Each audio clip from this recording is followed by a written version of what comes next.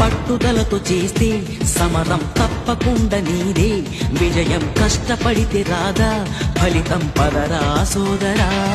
నీ ధైర్యం తోడై ఉండగా ఏ సాయం కోసం చూడక, నీ ధ్యేయం చూపే మార్గంలో పోరా సూటిగా. ఏనాడు వెనకడుగేయక, ఏ అడుగు తడబడనీయక, నీ గమ్యం చేరేదాకా దూసుకుపోరా సోదరా.